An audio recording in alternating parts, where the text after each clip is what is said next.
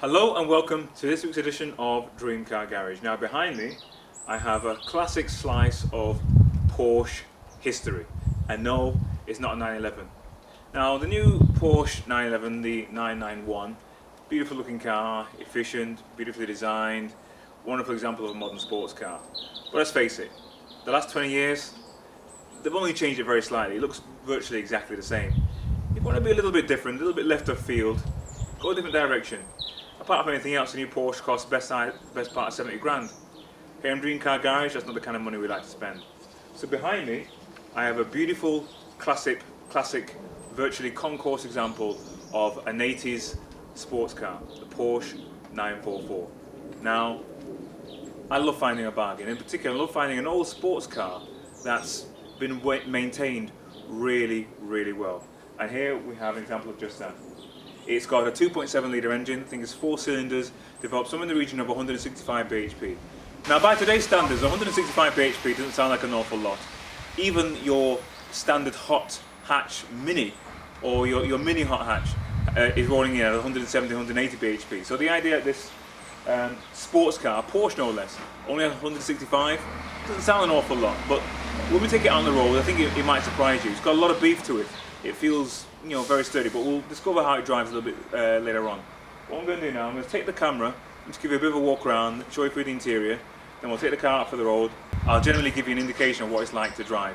Now, people say, well, you can't buy a cheap Porsche, or if you do spend a little money on a Porsche, it's going to be rubbish.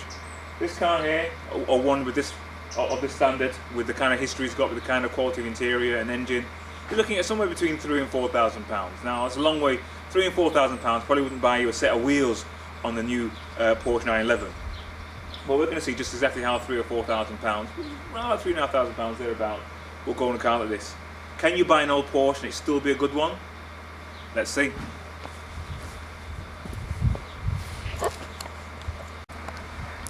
So we're going to go for a walk around the Porsche now. Now looking at it, I mean, those of you who are familiar in any way with Porsche history will know straight away that it looks a lot like the Porsche 924, which this was sort of a modification of. Now Porsche in the process of developing it again, but it later on moved on to become the 968, if I'm getting my Porsche numbers correct. But I think it looks suitably more beefed up than the 924. I mean, you have the classic 15-inch alloy wheels with a big fat bit of rubber, but somehow it seems to work well on this period Porsche.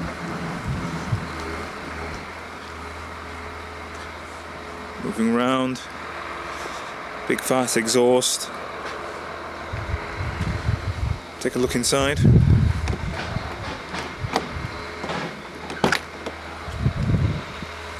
Now, what's evident straight away is that at some point in this car's life, it's had the interior retrimmed, because they're new mats for starters, and the carpet looks like brand new. Let's have a look in the back. Well, as you would expect, the rear seats. You can get in there. Let me see. Can I get in there? Well, I'm not going to try and get in there now.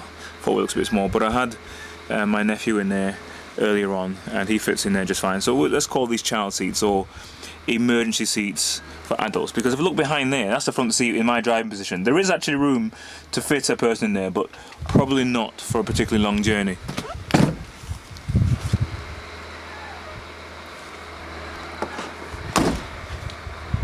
It may be 23 years old, but it's got a really squat, purposeful, sporty look to it.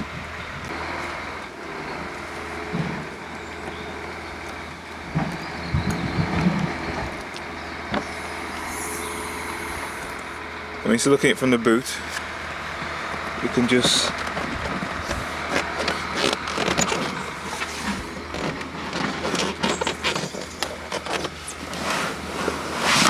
I love the fact that everything works. It's a shallow boot, but it's a surprisingly big one. It's almost the best part of 4 feet wide and about 3 feet deep, with a depth of about just under a foot. So that's quite a big space, especially for a 2+2 coupe. And if we look at the seats, I believe these seats fold down as well. So the seats fold down, then you've got, let's have a look, let's actually do it, let's actually fold the seats down. I mean, that is sweet. Look at that. You reduce your car from a 2+2 to a 2-seater, but then just look at the size of boot you get for it. That is a genuinely cavernous boot space. That's, you know, maybe Porsche is experimenting with its early idea for a Panamera or a 2-seater estate, because this is massive.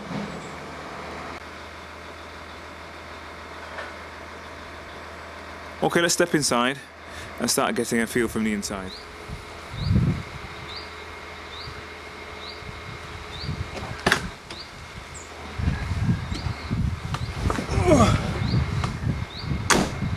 Ooh. Right, straight away I'm sat inside here, and looking at dashboard and stuff, it feels, dashboard looks a little bit dated, a little bit simplistic, but in a nice way. It's not cluttered or over cluttered by a multiplicity of dials or iDrive or anything like that. Also, and what's interesting is it's got either an adjustable, either a sunroof that goes up and down, or you can remove the whole sunroof so it becomes a bit more like a Targa top.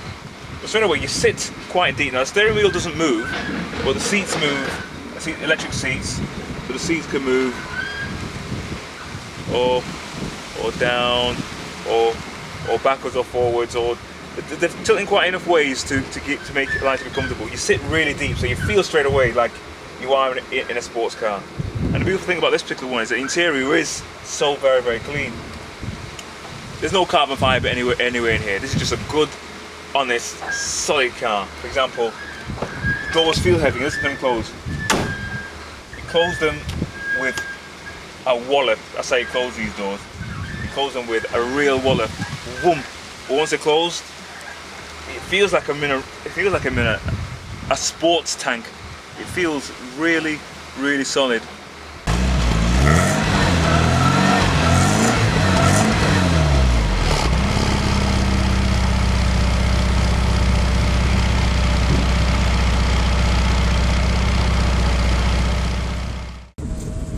Right, and we're off. Now, it's funny. No matter what German sports car you're in, it seems there's something about the German cars. You can tell it's a German car. There's a solidity to it that you feel when you drive the big engine BMWs or the Mercs. There's a heaviness to it. I mean, this car's about 1.3 tons, so it's not really a light car. But there's a solidity to it that makes you feel you're in something substantial. Oh, it's nice. Now, if I'm going to be honest, it's got a really nice, solid, consistent surge, which makes it feel like it's got more than 165 bhp. But it's not blistering off the line quick, but it is meaty, satisfying. For example, if you were in something like a Clio 172 or Clio 182, that's 180 bhp in a car lighter than this. It would be quicker, but this feels really nice. You feel like you're in a much more expensive item than something like a Clio.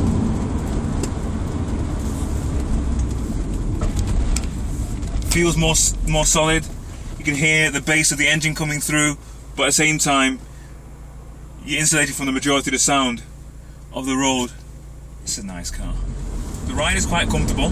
It's not bone shakingly hard, as is the style for a lot of modern sports cars. I mean, I'm cruising along, I'm only doing about 45 miles an hour. National speed limit sign coming up ahead. So I'm going to give it some, talk you through what it feels like, and then on the way back I'll turn the camera out so you can see the kind of roads. Okay, here we go, national speed limit, step it up a little bit. Alright. See what this thing is really like around some bends.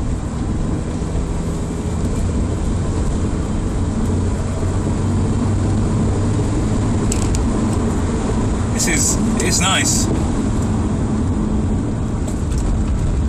Going in.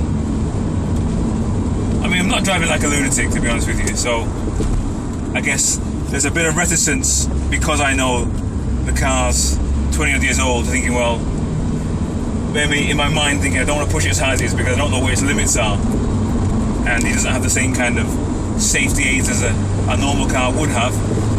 But I'm going to give it some. I mean, we're up to 60 miles an hour now, which is the national speed limit for a single carriageway. Riding buttons very well. Come to a bend.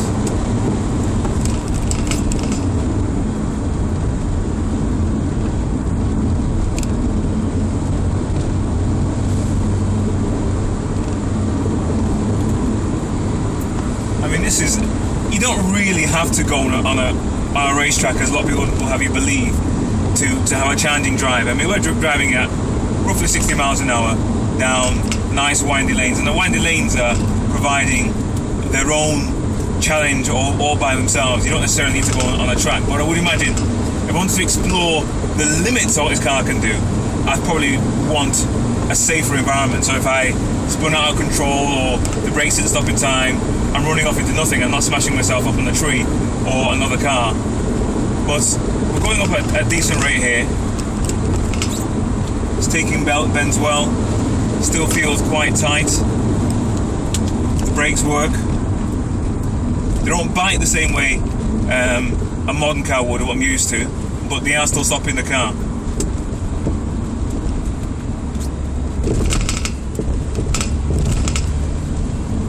This would be a lovely car to have. I mean, it's a little step back in time, but it doesn't feel like you're in an outdated machine. And we're back.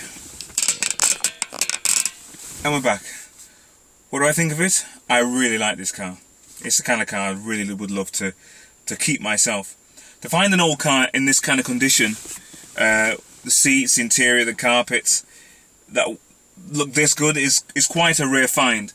I would suggest anyone who really manages to find one like this, just hold on to it, because cars like this do not depreciate. They can only appreciate. They've lost whatever they were going to lose, and now, if they're maintained well, they just become collectible. And this one is a really nice one. High points, gear change is very nice, very positive. Click click click. It's a joy to change gear. The gear clutch combination that works really well for me. Something which you've got to get used to with, I think, most German cars, and from the ones I've driven in particular, like the BMWs and the Mercedes and the Porsche, is that they feel quite heavy. And this isn't that heavy a car. It's heavy for the size of it. It's about 3.5 tons, about 1,300 kilograms, somewhere in that kind of region. It's not like a massive bloater, but it feels really heavy. I mean, you open and close the door. I mean, you don't just click it in. You whack it in like you're whacking a Volt. But it wants that kind of treatment. It feels very much like a managed car. I don't mean to be sexist, but the kind of car you have to really manhandle about. You know, you have to really turn. It's power assisted, but not overly so. So you have to really move it around. The steering feels a little bit heavy. The car feels a little bit heavy as you're moving around. Once you start to really put the power on, you're actually happy for that slowness of movement, because on long windy roads you don't want a car that feels fidgety. And this feels very planted. One thing that's amazing about this, or I really like, is the fact that after all said and done, it's a Porsche. This Porsche mainly costs about £3,500, but I just pulled up at the petrol station, and I can see that everyone's just looking at you. You don't know what they're thinking exactly, but you're in a spankingly good conditioned red Porsche. People stop and stare. They don't realise that this car costs them less than the price of their 5-year-old Ford Fiesta. But they stop and say, because you're in a Porsche, and you know, fair enough. So it's got that kudos that a lot of other cars wouldn't have. For example, performance-wise, I'd put this car in a category of the standard hot hatch. So not like the Uber hatches that are rolling with all 250 free. If you look at your standard hot hatch, maybe the Suzuki Swift kind of about 150, 180 bhp, not far off the pace of something like a Clio 172. Although I think a Clio 172 will get out of sight of this probably pretty quick. But it's in that kind of, when you put your foot down, it feels like that kind of power. It's quick, but not blisteringly quick. It's not like got really sharp responses. It feels more like a Grand Tourer. Even though it's quite small, it feels like more like a Grand Tourer. Once you get out onto the open road, it enjoys that. Nice big sweeping bends. It takes the road really well. It's quite solid because of the fat rubber on relatively small alloys. It's quite compliant, so it goes over bumps quite nicely. I really like this car. Dream Car Garage marks out of 10, 8.5 out of 10. Fantastic car, well preserved, works well. 23 years later, it's still as solid as a rock. Engine bay is perfectly clean. Engine is wonderfully tractable even after all this time. It belies its 165 bhp figures. All the electrics work. Feels special inside, and you feel special driving it. Downsides, it feels kind of heavy, so you have to really pull it around. It's not a light car you could do. Some of the Japanese cars, one finger job. No, you have to really grip the steering wheel. Plus sides, steering wheel's quite a comfortable thing to grip. It doesn't go up and down, the steering wheel. However, the seats go up and down every which way. So you can get yourself really comfortable. Really happy with this car. Dream Car Garage verdict, 8.5 out of 10. Just signing off, remember, don't just dream it, drive it.